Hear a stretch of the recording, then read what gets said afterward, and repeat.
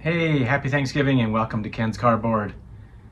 I hope you guys are enjoying time with your family or friends, whoever it may be that you're spending time and being thankful for things out there. I want to thank everybody for watching my channel over the years, commenting and interacting with me. I really appreciate it. That's the whole reason why I joined YouTube, was to get involved with people who had like minds about collecting and just to share the hobby. It's no fun to have a collection and just sits in your room or in a box and can't share it with anybody. So YouTube is this great platform that I've made so many friends on. I've met in person at the National, at other places around the country as I've traveled for work or pleasure. Just been great to do that. So I'm really thankful for the friends I've made and this community that I'm part of, to be just blessed beyond imagination, I guess. So this video is a reveal video for SGC cards I got over here in a box recently, and I wanted to share them. And so I'll talk a little bit about what's in the box. A few years ago, I decided I wanted to go back to something in the 70s and try to collect something that meant something to me.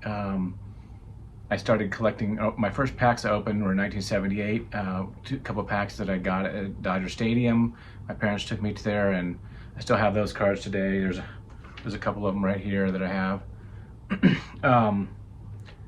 And so I started collecting the 1978 top set, and I wanted to get them in a grade of 7 or higher in SGC slabs.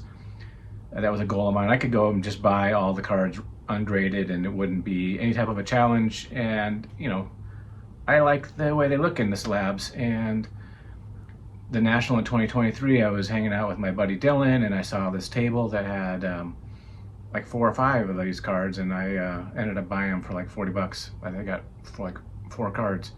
They were 7 or 7.5s. And that was the start of my journey of the SGC slabs. I've made a few videos on them, and it was just coming along. And then I think it was back earlier in the summer, I got a message from a gentleman named Ben, who has a channel called Blix Cards, who he grades cards and sells them, and he had purchased a bunch of cello packs, I believe, of the 1978 Topps cards. And he said, hey, I want to help you out with your collection here. So Ben reached out to me and sent me a bunch of ungraded 1978 Topps, and I shared those recently in a video that I was sending them in to get graded at SGC. So I don't know exactly where, I haven't got the count up yet to where I'm at with the set, but this is another I think 9 more cards that I got graded, so added to the collection. And pretty much all of them made the grade. I've already looked at the grades. You know, I don't, you know, I'm not shy about saying that or anything, but they all came out, you know, pretty good. I was pretty happy with the grades. So let's stop yapping and look at some cards and see what came out of the package.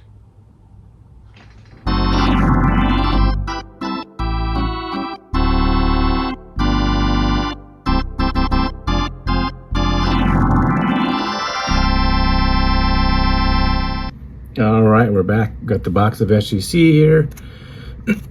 I have graded a couple cards. I thought I might try doing that earlier in the summer, and I sent in a couple cards, including this Tony Perez here that I got from Greg Morris Cards. They seem to have the best ungraded cards to search from on the internet of 78 Topps.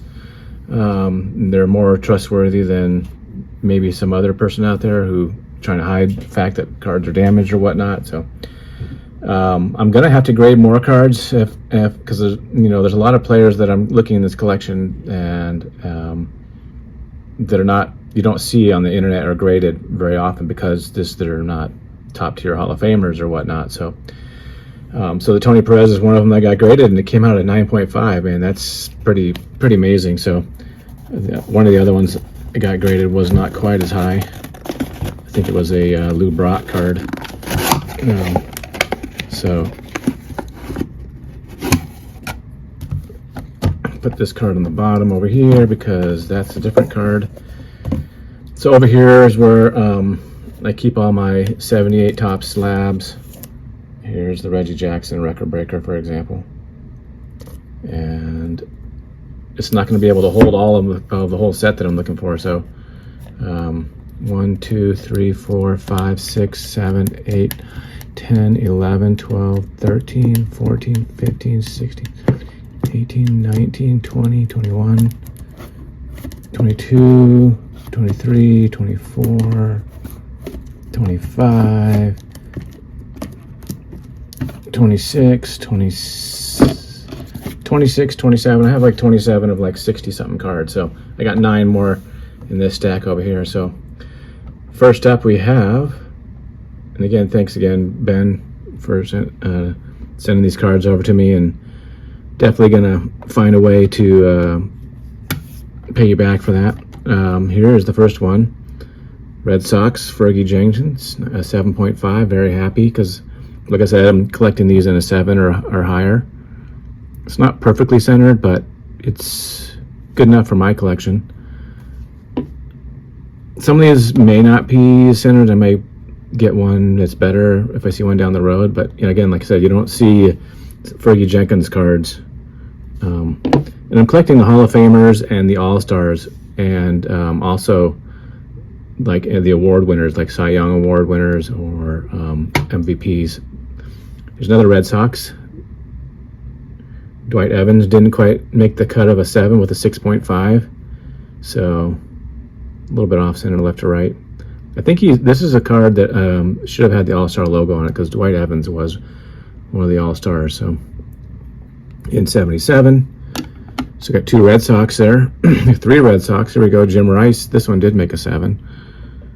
The Red Sox had a good team then, even though they didn't go in the World Series that year. Very nice. 7. Red Sox heavy here. Oh, here's one of my favorite cards. Dave Parker. Look at this. Awesome. I just love this image. A little too far off center for me, so I may end up, you know, trading this one out for one that's more centered. But it did come back a 7, so happy with that. Greg Luzinski. This is a beauty. A 7.5. Well centered, a little, probably slightly diamond cut a little bit, but good enough for me. I love this one.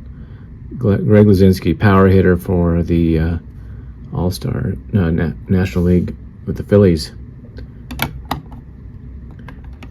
Here we got Tommy John. Now Tommy John wasn't an All-Star in this year, but I just wanted to get this one graded because I thought it looked great, and it came back an 8.5.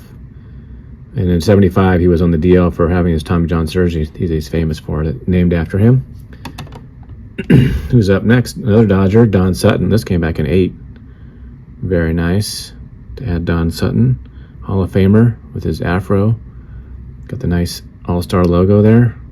His custom pro model glove. Spring training. Here's the Joe Morgan. It came back a 7. Again, this is a little diamond cut. May end up trading this one out, but the Reds had a good team then. Obviously, the Dodgers did too. They were in the World Series against the Yankees. Here's a nice one here. Willie McCovey. Again, off center, but still came back a 7. These cards were in pristine condition, packed fresh, as the kids say. Really nice. Willie. Last up here is this Willie McCovey record breaker. This one's definitely a keeper. Beautiful looking card. Most times, 2 home runs in an inning. Lifetime. I think he did it twice. Second time in his career. No one's ever done it more than once or more than twice. So to hit 2 home runs in 1 inning, that's pretty epic. What SGC does, the first card they put in the case, they wrap it in plastic. So I will be putting the superior foot sleeves on that in my when I put these away. Now the last card is a card from my childhood, and I've been wanting to get it graded, so I sent it in with this lot and got it back. So it's the Rickey Henderson from 1980. As you can see, the corners are a little white. I've sorted these cards probably, dozens of times. Still being very careful, and this one's a little bit diamond cut. I was thinking it would come back a 4 or maybe a 5, but it came back a 5.5. So this is a card I pulled back way back in 1980 when I was a kid, as I said, and wanted to get it graded. I have the complete 1980 set that I collected. So very nice looking card, great player, fan favorite. So there it is. Thanks for watching, everybody, for checking out my reveal. And again, I hope you have a happy Thanksgiving, and just collect the cards that you love. Take care. Peace.